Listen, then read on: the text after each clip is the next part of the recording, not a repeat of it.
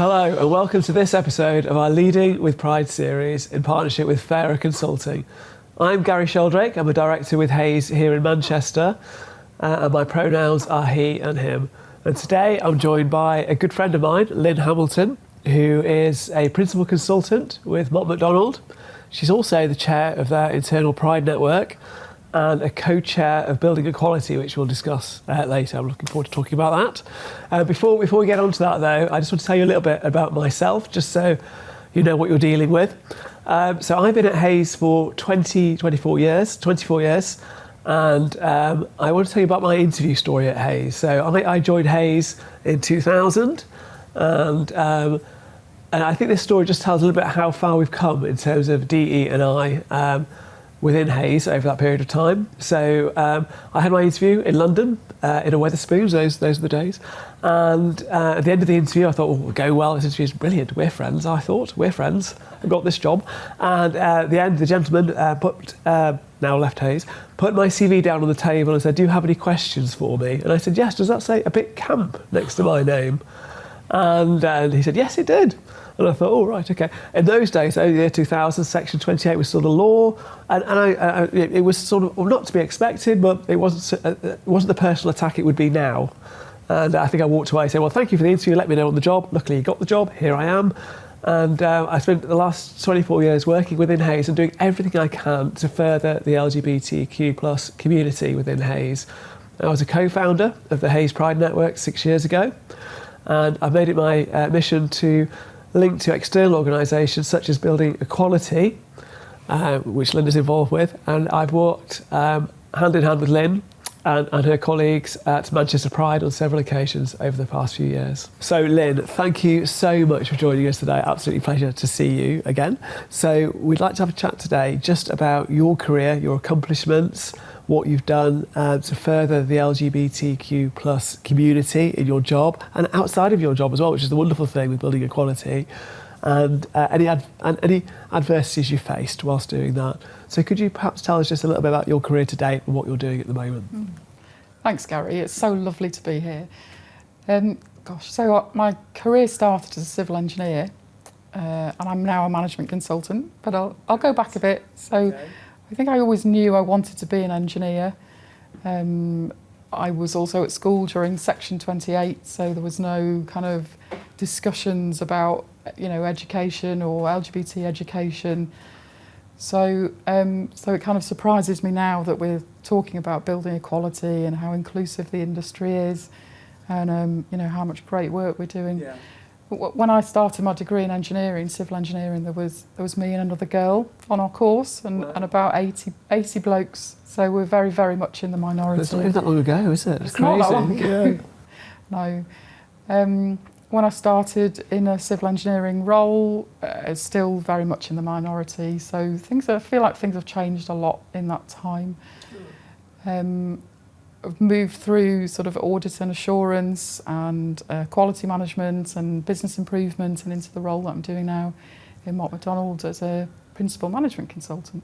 Lovely. And the role that you're doing at the moment, is it a role that you always saw yourself doing, or did you find that during the course of your career you fell into it in a way, or did you have any setbacks, I would try to say? I think when I started my career as a civil engineer, I didn't really know what I wanted to do in the future, and I've had quite a squiggly career, as I've said, so sort of meandering in and sort of taking up opportunities that have come my way, which has been great. And I've been really lucky in that respect. I didn't even know what a management consultant was when somebody said, oh, have you thought about business improvement? Have you thought about problem solving? We think you'd be really good in this role. And sometimes that's how it happens, isn't it? Careers come to you, and that's great. And I love my role now. I love, I'm very people focused. I do lots of work around kind of organisational change. I'm really lucky at the moment. I'm doing a master's degree that work are paying for. Oh, brilliant! In organisational business psychology. So really understanding kind of what makes people tick and how we can improve our organisations. So obviously happy at work, going well. Successful. Did you always feel that you could be authentically you in the workplace, whether that's your current job or in the jobs that have led up to where you are? It is a really interesting question. Like I said, I was at school, and I was at an all-girls school as well in the time of Section 28, and there was lots of really kind of derogatory language about girls who liked other girls, and so any thoughts I had in that direction sort of got quashed a little bit until a bit later in my life and in my career. And I think it was when I started working with the Pride Network and thinking about building equality that really I realised that was okay. Yes. And I've spent a lot of time now working with our network, working with Build Equality, kind of telling everybody else that it's okay and how welcoming and how inclusive the construction industry is. We have this perception, don't we, thinking about challenges, we have this perception that the construction industry is kind of dominated by white, straight men in hard hats and muddy boots and high vis, and actually it's much more diverse than that now. It's so diverse. I mean, on a day-to-day basis, I recruit architects, and I love that discipline. I love the architects, especially the ones in Manchester, and I walk into their studios with my painted nails, and I'm authentically me recruiting for those jobs. Could you tell us a little bit about the Pride Network at Mott MacDonald and how you got involved and what it looks like now? Okay. So I've been working with the Pride Network for about 6 years, and I joined the committee around the same time as I joined Building Equality, actually. First time I've been to Manchester Pride, which was just, oh my gosh, the most amazing day ever. And I'd been talking to our Pride Network about, how do we get more involved? How do we get more involved in Building Equality? And was invited to join the committee.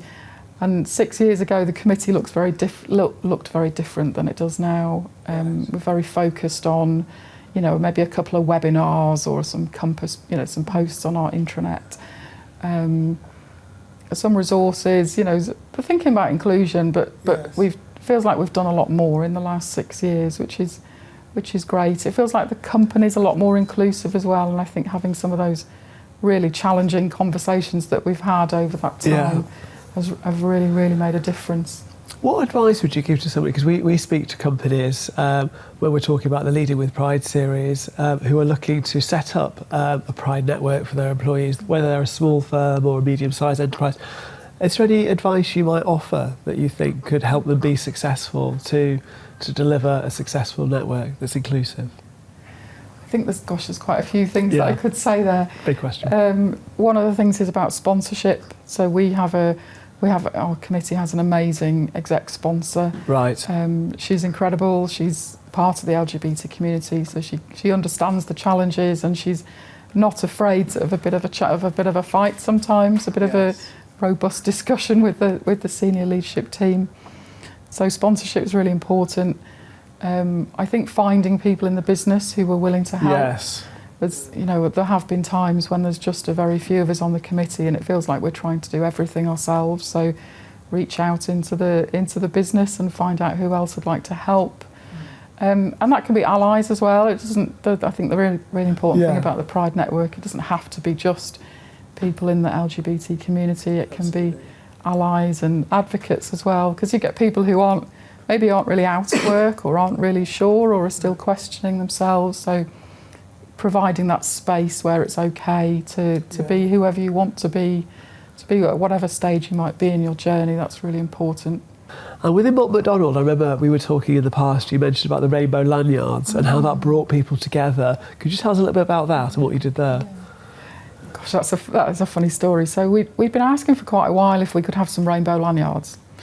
And we kept being told, well, we can't have branded rainbow lanyards because we do quite a lot of work, our information security policy is really strict. So we couldn't have branded lanyards, but that didn't really matter. But so in the end, I just said, right, okay, I'm just going to go and buy some lanyards and see what happens. So went around and did some research on where I could get the most inclusive lanyards possible from. Found that the Proud Trust, who are an amazing LGBT youth charity in Manchester, had some rainbow lanyards, which are the most inclusive ones we could find. So they've got the 8-stripe rainbow on one side and the trans flag colours on the other side. And I bought 100. Bought 100 lanyards, thinking that might be too many. I'm not sure if I've kind of got a bit over enthusiastic here. Gosh, they just went out like hotcakes. Really? Everybody wanted one. I've sent 2,000 lanyards out around the business, Wow. which is over 10% of our business. All around the world as well. We're a global organisation, so I was getting requests from that visibility is just fantastic. Getting requests from halfway around Europe and India and Australia and America and Canada, and so those lanyards are.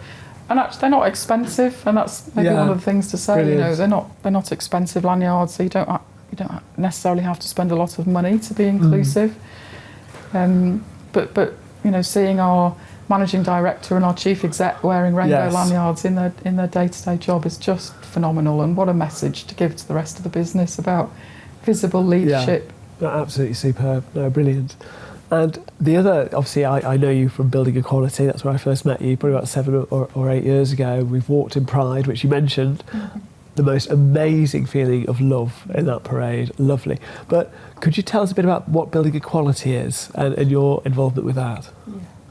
It's a great organisation. They are amazing. So we've got over 70 members now. Right. So it's an alliance of companies in the built environment, construction, engineering sector. We've got companies who are clients, contractors, consultants, professional institutions, supply chain. Anybody's welcome, big or small. Some people are really just starting out on the journey with their Pride networks. Some companies are huge global companies like ours. And the objective is to change the perspective or change the perception of the construction industry. Yes. So again, away from that, you know, muddy boots and hard hats and white straight men. You know, there's much more diversity in the construction sector than that. So we march together at Pride. We do lots of different Pride events. So not just the big kind of corporate Pride events, but some of the really small kind of more family oriented you were at Salford Pride as well, weren't you? Salford Pride, and Sparkle weekend. Yeah, it's lovely. We also create resources, so we run webinars, we create resources, sort of allyship toolbox talks, which are free on our website, so you know anybody can go and find those resources and use them in their own companies. Well, obviously Hayes is not a construction company, but we have used those toolboxes. Well, I've used them here to sort of talk to people in the business. I just think they're a brilliant resource. Could you tell us a little bit about what the next steps might be for either the Pride Network at Mott MacDonald or Building Equality? Where do you see these things going? Because I was talking at the start about the progress that Hayes has made with my journey, and it's still a progress. Things are still moving forward, but rights can be given and taken away. How do you feel about where things are at the moment and where you'd like to be? There's so much more to do. So much more to do. If this was my day job, I would be. This is my dream job, to be honest. For this to be my day job, because of course, being co-chair of the Pride Network, that's on top of my day job. You know, the company I work for is really supportive of the activities that we do, of the work that we do. But it would be great always be great to be able to do more. Yes. We're very focused at the moment on trans and non-binary inclusion. Yes. Which might surprise people, you know, in the construction industry, and we're talking about trans and non-binary inclusion. But we know that if you support the most marginalised communities, then it helps everybody. You know, it helps everybody. It just generates that culture of inclusion. So at the moment, we're talking to a charity called Trans in the City. Oh right. Who we're going to ask to come and do some consultancy work with us to help us work out what we need to be even more inclusive. We've already got lots of resources and we've done lots of work in that area, but the more we do, the better, I think. Absolutely. Okay. And will you be at Manchester Pride this year? Absolutely. Will the rainbow JCB be out in force? We can't wait. No, it's absolutely amazing work. I'm so proud to know you and to know you so well over the last couple of years as well. And thank you so much for coming here today and talking about what you're doing at Mott MacDonald and outside of your day job as well in order to improve inclusivity for the LGBTQ plus community. It's wonderful work. Thanks, Lynne. Okay, so thank you for watching or listening. We hope you enjoyed the conversation today, and make sure to subscribe to our YouTube channel for more episodes, or via Spotify, Apple Podcasts, or wherever you get your podcasts.